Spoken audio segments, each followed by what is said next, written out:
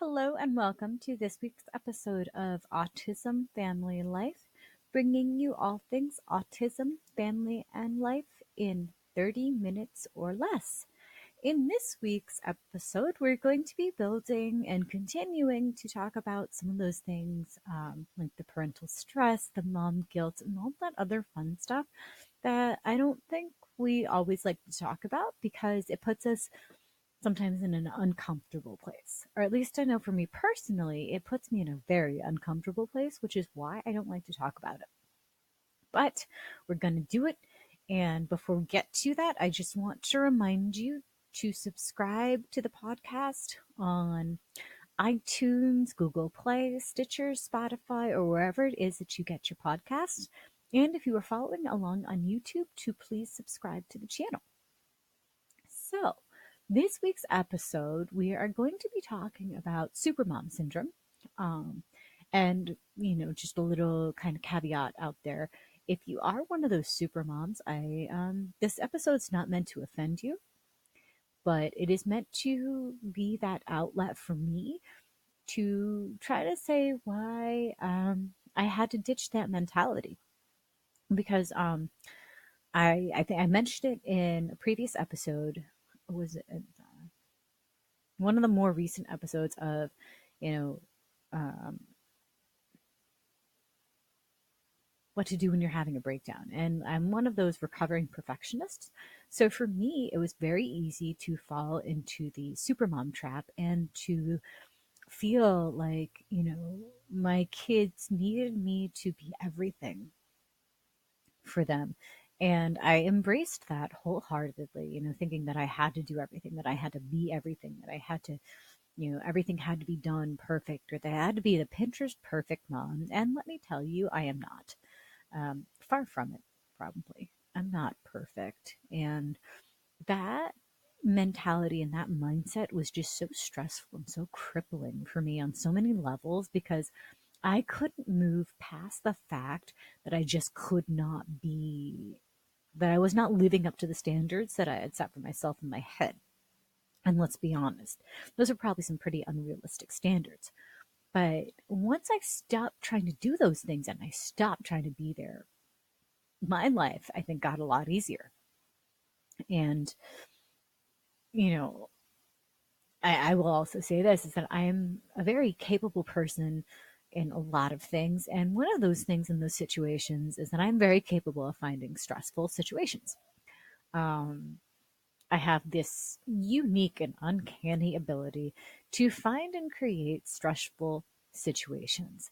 And a lot of this is pretty internal because it's based on my own mindset, my own approach to situations.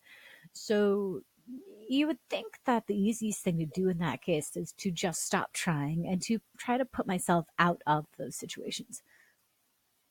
Um, But when it comes to parenting, it's not like you can just stop being a parent right in the middle of the day. You still have to be a parent because your kids are still kind of there and they still kind of need you to do things.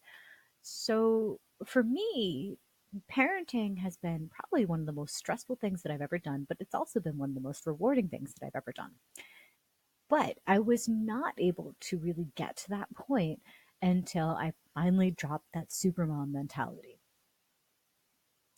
And again, this is not meant to tell, for those moms who do have it all together, who do proudly embrace that mantra of supermom, more power to you and, whatever works. I just know that it doesn't work for me. And that it, quite honestly, it just stressed me out a lot. And it just seemed to compound my existing mom guilt. And when you're stressed out as a mom, just when you're stressed out in general, like you stop enjoying things like you should. And the last thing that I ever wanted to do and that I ever wanted to happen was for parenting to be stressful. And I understand fully that there are going to be some pretty stressful moments when it comes to parenting, just because it is, it's stressful. Sometimes we don't know what to do, or sometimes we start second guessing ourselves. But then, when you're adding on that extra layer of perfectionism and trying to be everything and trying to be Pinterest perfect and all this other crap, it just gets that much worse. So, once I realized like my family didn't need me to be a super mom, they just needed me to be me, things got so much easier. And, it came down to me being able to say that it was okay not to be perfect. And as a recovering perfectionist, that was a lot to take in because, like, what do you mean it's not okay? Or that it's okay not to be perfect? Of course it has to be perfect. But no, no, no, no. A lot of us, we have this mentality and this mindset that we have this level of perfection in our heads that's probably unachievable and unattainable. So then that just hinders our ability to be a good mom. And that sucks. And you know what? It's kind of stupid on our parts to believe that we can set this bar so high. And yet when we stop and think about it for a minute, it's so unrealistic. Why would we do this to ourselves? Why would we willingly put this kind of internal stress and this internal pressure on ourselves? Why? So just tell yourself that it's okay not to be perfect, and it prevents you, I think, from savoring those moments, those precious moments that you just kind of blink and they're gone. You're going to miss so many of those things if you're caught up in this mindset of having to be perfect and having to be the perfect mom. So you just stop. If it's stressing you out, just stop.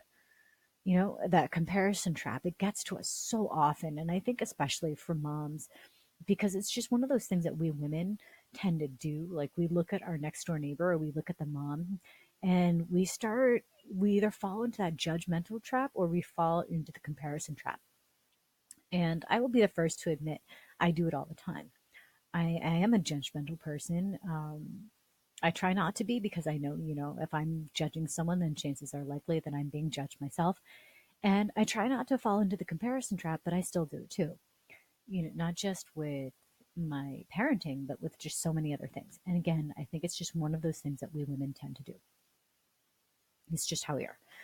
Um, so trying not to buy into like the societal hype and to all of those, um, as we've as I've called them already, like the picture perfect mom, or now is the Pinterest perfect mom, or the Instagram worthy mom. I mean, like if you go to my Instagram feed, I can guarantee you that most of the pictures that are on there are from my blog. So there's a lot of like there's stock photography, and then the pictures of my everyday real life. Most of the time it's food, but then you see the little messes around the house. You see little other things. If you're watching on the YouTube channel, you can probably see behind me, it's my bookshelf. And my bookshelf, there's a lot going on there, um, because that's just how it is. There's a lot going on. And again, if you're watching on the YouTube channel, you'll notice, especially if you're watching like a couple of episodes back to back, my clothes usually look the same. And there's a reason for that. I do record these episodes, back to back, and I don't really dress up. I'm a work at home mom. I don't, and it's not to say that I don't care about my appearance, but that is part of it. I'm a very low maintenance person, and like this is just my. Again, I'm on YouTube, so on YouTube, if you're watching, you can see me doing this. Like right now, I'm holding up my hair. My hair is either back in a ponytail or it's back in the mom loop because I have not been able to perfect that mom bun, or it's just left down. I don't wear makeup because again, I don't have the time to like really deal with all that. And I love my yoga pants. I love my comfy pants. I love my comfy clothing. You um, but it was learning to embrace all of that and learning to say it's like, all right, you know what? If people are going to see the real me, and if I'm going to come on and speak on this platform, or be on my Instagram, or be on my YouTube, or whatever it is, where I'm trying to tell people that this is Autism Family Life, that this is all things, related to autism, uh, building a family, and my real life, then how can I come on here and not be real and try to say, oh, I'm this picture perfect or Pinterest perfect person when I'm really not? That's not who I am at all. This is me. Um, the main difference, I think, between myself, um, in real life and just in general between how I present myself on here is that I'm probably a little bit more foul mouthed in person. But otherwise, yeah, genuinely, this is just me. I'm not, I'm a very, well, I also try not to be too sarcastic on my podcast because I'm trying to make this, like a supportive and positive kind of encouraging thing. But I also want to make it like a real life thing. So here you go. This is also a little bit more of the backstory on why this podcast was created. And it was to be able to show people the real life ins and outs of raising an autistic child and balancing a family and balancing life from that work at home mom's perspective. Because that's who I am. I am a work at home mom. And this podcast is, it wasn't just meant to be for moms of autistic kids, though that's, who I like to think that I'm talking to and who I'm reaching.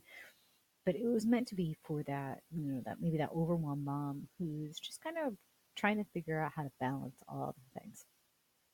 And that's going to be one of those other things, I'll get into eventually. Um, Next episode, next couple of episodes, we'll see. Because now I'm like completely coming off of the topic, which was another one of my superpowers apparently, is being able to go on these like long-winded tangents that really have nothing to do with the original topic. I don't know if you've seen the memes where they say, this is how a man tells a story, and it's just kind of this like linear picture, and then how the woman tells a story, which is like, okay, so here's the story, and then here's the backstory, here's that backstory to the backstory, here's that backstory to the backstory to the backstory, and then maybe we'll get back to the original point. That's me. That's how I tell stories for the most part, unless I really have a good set plan. And even when I have a good set plan, I'm not always sticking to my original story and my original script. It's just how I am. I have stuff to say. Um,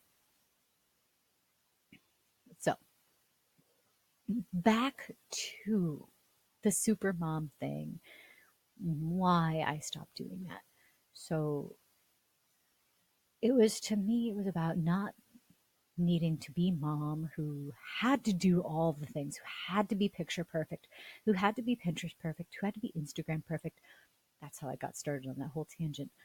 But who had to do all those things, right? It was learning to let go of that picture and to let go of that mentality, because once I let go of that, so many other things just became that much more enjoyable. Um, it started to reduce my daily stress. It started to really allow me to connect with things a lot better. And I started to enjoy being a mom again. And once that realization hit me, it was like, wow, I could have had this back if I had just let go of all this other crap that much sooner. So if you are in that place where you feel so stressed out by having to do all the things, or to be the Instagram perfect mom, or the Pinterest perfect mom, or the picture perfect mom, or to be the PTA mom who brings all the things to the bake sale, or to be the mom who volunteers to teach Sunday school and to run the bake sale at Sunday school and to bring a dessert for fellowship hour and to be on every committee at church, and yes, that is me. But then learn to let that go, because you don't need to be all the things to all the people, because that's just going to burn you out and stress you out, and then you're going to start to resent everything.